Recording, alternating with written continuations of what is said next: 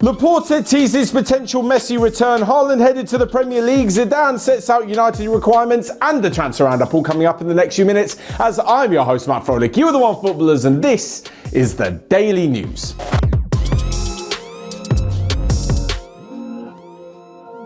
So first up, Barcelona president Joan Laporta did the unthinkable and didn't not say that Messi would not be returning. It's all very confusing. Anyway, yesterday he was speaking at the press conference of Dani Alves, who is back at the club aged 38 and, by the way, taking a €1 per month salary to basically come back and help Barcelona given the financial position they are in.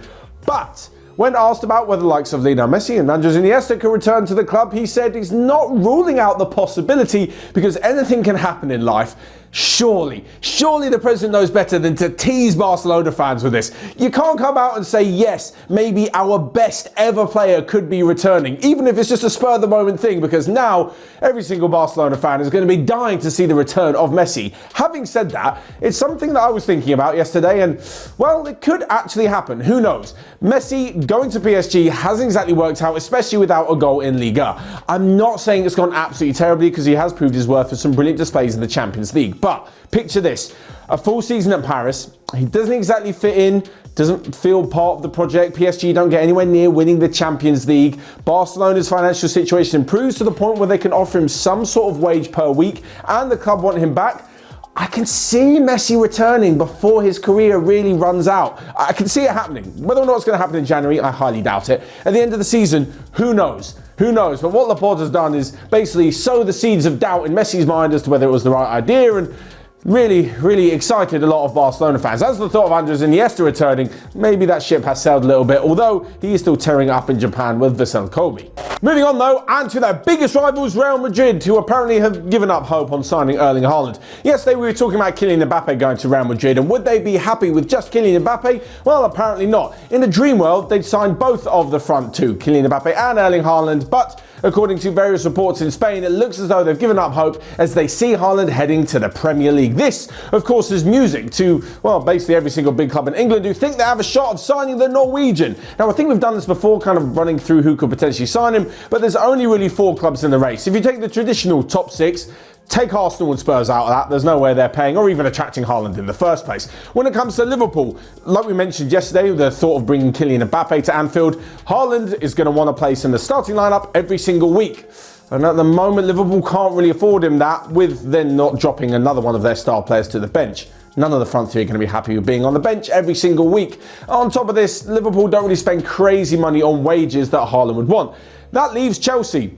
Definitely got the money, definitely got the wages. I know they've got Romelu Lukaku, but Thomas Tuchel mentioned that he'd love to have some of the best strikers in the world, so Erling Haaland could potentially end up there. Manchester United never ruled them out of a transfer because they seem to get money from absolutely everywhere, and if Cristiano Ronaldo's indifferent start to the season is going to continue, then maybe they'll be looking to the future. As we know, Ronaldo is going to be 37 in February. Alongside this, there's of course Manchester City.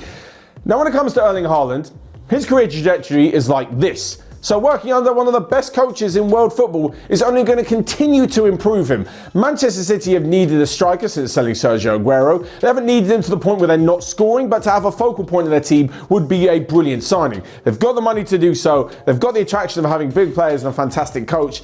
It seems more than likely, but as we mentioned before, I always think Chelsea, even if they do have a great striker, are still in the race for Haaland. Moving on then, and to actually talking about Manchester United and their potential new manager. Ole Gunnar Solskjaer is still in charge. We're coming towards the end of the international break, and he's still in charge. But there are reports that Manchester United have been looking at a few other candidates, and one of them that they've spoken to is Zinedine Zidane. According to Bild in Germany, Zidane has told the club that he would be willing to take over, just not during the middle of the season. He'll be available next summer as he's taking a well-earned break. And well, does this really seal Solskjaer's fate in the fact they'll give him to the end of the season, but he'll definitely be gone? Who knows? If things go from bad to worse for Manchester United, I can't see them sticking with him just for the sake of grabbing Zidane at the end of the season. There are a few other names who are also interesting at the Old Trafford club. One of them is Luis Enrique. Can't see that one happening. The other is Brendan Rodgers, and depending on Leicester's form, he could be tempted to jump ship. And the other is Ajax's Erik ten Hag. Now, the interesting one with him is that